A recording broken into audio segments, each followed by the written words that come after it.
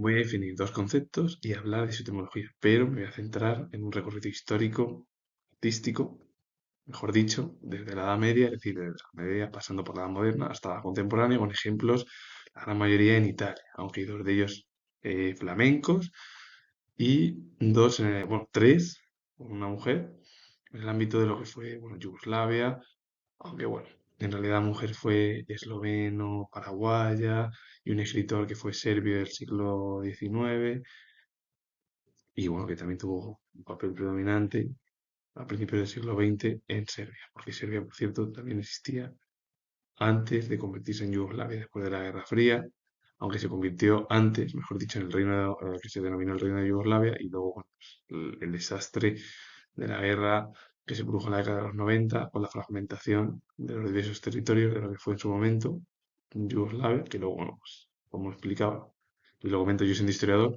se ha fragmentado en varios, pues entre ellos Serbia, Bosnia, Herzegovina, Macedonia, Croacia, Eslovenia, todo. No, son unos 10 los más destacados. También Kosovo o Montenegro. El mimetismo es la imitación de apariencia o comportamiento para engañar o protegerse.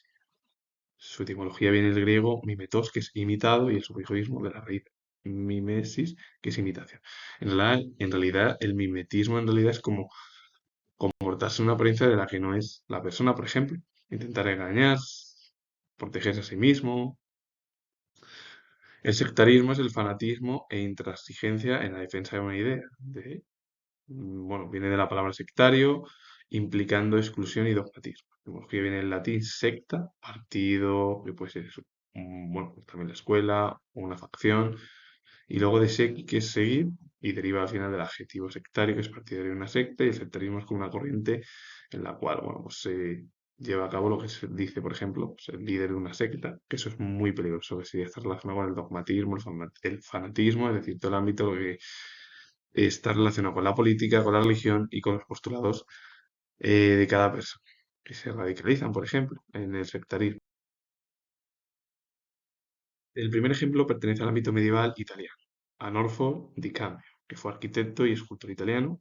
En realidad fue florentino, que nació en Florencia, y su obra arquitectónica incluyó el proyecto de la Catedral de Santa María de Fiore en Florencia y la Basílica de Santa Cruz también, y luego la Catedral de Orvieto en Italia. El autor de las obras que realizó fue el proyecto de la Catedral de Santa María de Fiore en Florencia, como la Basílica de Santa Cruz también en la propia Florencia, y la Catedral de Orvieto la hizo en Italia. Cierto, Florencia que tuvo un papel destacado pues, en la época ya de los Medici, toda la familia que hubo, y que dejó un papel pues, en el ámbito cultural, político y las corrupciones que se produjeron bueno, pues, en el propio reino de Florencia, que en realidad era un ducado. Y doy un salto hacia la edad moderna y bueno, la mayoría de los ejemplos son italianos. Hay dos flamencos. Benoccio Gozzini, que fue pintor italiano, perteneció al 400. Una de sus obras es Capella dei Magi. Un hombre, bueno, pues un intelectual que dejó huella en el 400, uno de los periodos más destacados con el 500 en la época del Renacimiento, el humanismo italiano y europeo. Bartolomeo Avanati fue arquitecto y escultor italiano. Una de sus obras es Fontana de Forcone. Gian Bologna, que en realidad en español es Juan de Bolonia, pero Gian Bologna no era un escultor italiano, o un artista italiano, era escultor flamenco, Gian Bologna, que trabajó en Italia a finales del Renacimiento, autor de varias esculturas más famosas en mármol y en bronce sobre la temática mitológica, y una de sus obras es El rapto de las Sabinas de 1582. Lo de Juan de Bolonia o Gian Bologna, en realidad él nació fuera de Italia, y era flamenco además, pero trabajó prácticamente todo el Renacimiento, a finales ya del Renacimiento, en Italia, y las principales obras escultóricas que realizó, más famosas, pues las realizó en mármol, bronce, también sobre temática religiosa, y una de sus obras es El rapto de las Sabinas, como he dicho, de 1582.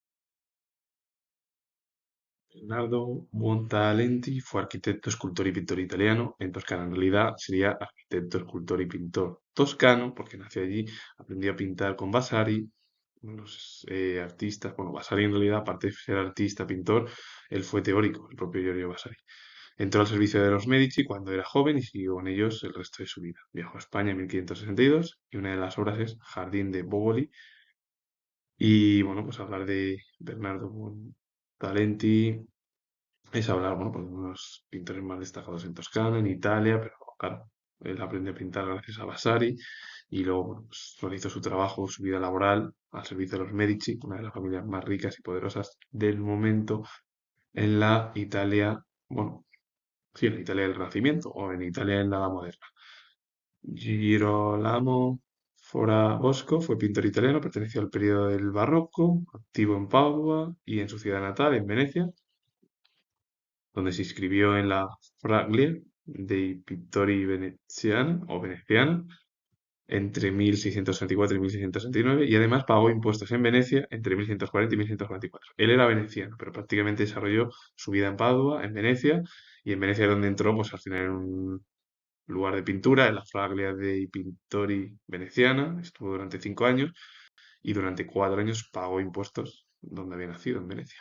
Y la obra de Girolamo Forabosco es David with the Head of Goliath. Vecchio Bandinelli fue escultor y pintor italiano en Florencia, es decir, en realidad fue escultor y pintor florentino. Perteneció a la corriente del manierismo, que por cierto he subido el término de definición de manierismo y su etimología por si queréis echarle un vistazo. La obra de Bandinelli es Hércules y Caco de 1534. Baccio di Agnolo fue arquitecto y escultor italiano en Florencia. Bueno, en realidad fue arquitecto y escultor florentino también. Perteneció al Renacimiento, conocido por sus diseños palaciegos y elementos arquitectónicos innovadores como el uso de columnas en fachadas. Su hijo, Giuliano Baglioni, fue arquitecto y escultor italiano y bueno, pues siguió prácticamente su hijo Giuliano Baglioni las pautas de su padre, Baccio di Agnolo. Giovanni Stradano, o Stradanus, porque él en realidad era pintor flamenco, como Juan de Bolonia, y Stradamus estuvo activo principalmente en Florencia durante todo el siglo XVI. Una de sus obras es América de 1580. Y es verdad que Juan de Bolonia o Stradamus fueron pues pintores o artistas flamencos que desarrollaron su vida en donde nació la cuna artística. Fue casi, bueno, fue casi, no, fue la imitación de la cultura grecolatina que fue en Roma, bueno, fue en Grecia y en Roma en la antigüedad y bueno, pues se pasó en la moderna al ámbito italiano. Pues el Renacimiento es casi recuperar el tiempo del pasado que da pues, las obras y la cultura grecolatina o greco-romana. Francesco Salviati fue pintor italiano, perteneció al manierismo, también se le conoció como Cecchino de Salviati. Estos diversos apelativos tuvieron su origen en el cardenal Giovanni Salviati, que voy a hablar de él, que fue el patrón del artista y con cuyo séquito se marchó a Roma. Pero gracias a Giovanni Salviati, que fue eclesiástico italiano, el propio Francesco Salviati le salvó al final de que su propio patrón, era Giovanni Salvati, pues ayudase y al final el propio Francesco Salviati, bueno, pues realizase su labor artística en la capital italiana, en Roma. Y la obra es Portrait of a Man. Giovanni Salviati, que fue eclesiástico italiano y fue además el protector de Francesco Salviati, pues al final todo ello iba unido. Benvenuto Cellini fue escultor, orfebre y escritor italiano. Por cierto, he subido un vídeo definiendo el término orfebrería y su etimología, pues si también lo queréis echar un vistazo como el término manierismo, tanto la definición como su etimología. Y se convirtió Benvenuto Cellini en uno de los orfebres más importantes del Renacimiento italiano y realizó monedas labradas, joyas, floreros y adornos exquisitos. Una de sus obras es Perseo con la cabeza de Medusa de 1545. También muchos de ellos dejaron huella en el ámbito del arte pues, en Florencia, muchos, y también en Italia, que es donde algunos se marchaban, o en Venecia, por ejemplo también.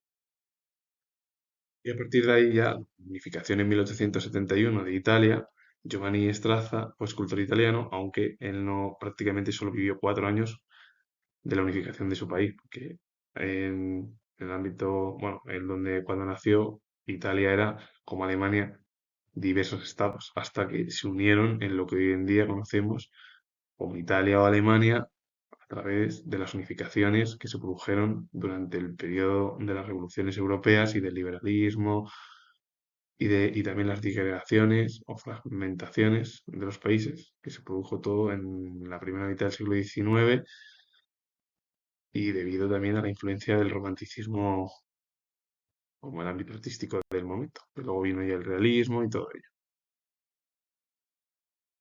El término puede dar confusión por lo de Yugoslavia, puesto Serbia, por ejemplo, Branislava Suknik, que fue eslovena paraguaya en el ámbito de la arqueología, o Branko Kopic, que sí fue yugoslavo, pero bueno, Branko Kopic que nació en Bosnia.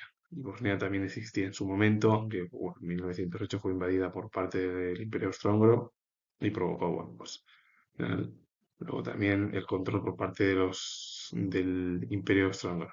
Pero definir la gran mayoría, muchos de ellos bueno, pertenecieron a lo que fue en su momento el reino de los serbios, croatas y eslovenos, que se convirtió en el reino de Yugoslavia. Cuando cayó la monarquía en Yugoslavia se impuso un régimen comunista a la cabeza de Tito. Y Branislav Nušić fue novelista, dramaturgo, ensayista, periodista y funcionario serbio. Con su obra, una de sus obras es Autobiography de 1924. Branko Kopic, que fue escritor yugoslavo. Una de sus obras es Eagles Fly Early de 1957. Y Branislava Sukni fue antropóloga esloveno-paraguaya, cuyo trabajo se centró principalmente en las comunidades indígenas en el centro de la historia social de Paraguay. Es decir, que prácticamente desarrolló su vida en lo que es América del Sur. Y muy importante, sobre todo, en el estudio que hizo Branislava Sunik de todas las comunidades indígenas de Paraguay. Y bueno, dos ejemplos más en el ámbito de la moderna europea, pero más en Italia. Il Broncino, que fue pintor italiano, perteneció al manierismo. Su estilo, preciso pero frío, se apoyaba en la fuerza constructiva de los elementos plásticos y en la fuerza irreal del color, características del arte cortesano de la Europa renacentista. Pintó varias obras de carácter religioso y una de sus obras es la obra Battiferri de 1555-1560, que se encuentra en la diapositiva. Y il Broncino, bueno, pues perteneció al manierismo. Fue la corriente que surgió tras el Renacimiento que era una imitación de los principales artistas del momento. A partir de ahí, él realizó en su obra, bueno, pues aunque su estilo era preciso pero frío a la vez, se apoyaba en la fuerza constructiva de los elementos plásticos y en la fuerza irreal del color, características de ese arte cortesano de la Europa renacentista, de la Europa de la Edad Media o del comienzo bueno, del Renacimiento en Europa. Que también pintó varias obras de carácter religioso, como la gran mayoría de los artistas en su momento, en el momento. Y Vincenzo Borgini, que fue historiador, filólogo, coleccionista de arte y monje italiano, también dejó huella en el ámbito de la cultura italiana y de las ciencias sociales. Con ello, comentar que si os gusta este vídeo relacionado con varios ejemplos, y la gran mayoría son ejemplos de Italia desde la Edad Media, pasando bueno, por la Edad moderna, que es prácticamente todos los ejemplos, y un ejemplo también la Edad contemporánea italiana, con tres ejemplos en lo que fue en su momento Yugoslavia. He puesto, aunque puede no sonar, no es lo correcto lo que he definido yo, pero bueno, lo he puesto ahí como Serbia o eh, mm, el ámbito de Eslovenia también. Y así que con ello finalizo, comentar que soy historiador, si os ha gustado este vídeo, darle a like, suscribiros, comentar y bueno, repito de nuevo que soy historiador y nos vemos en el próximo vídeo.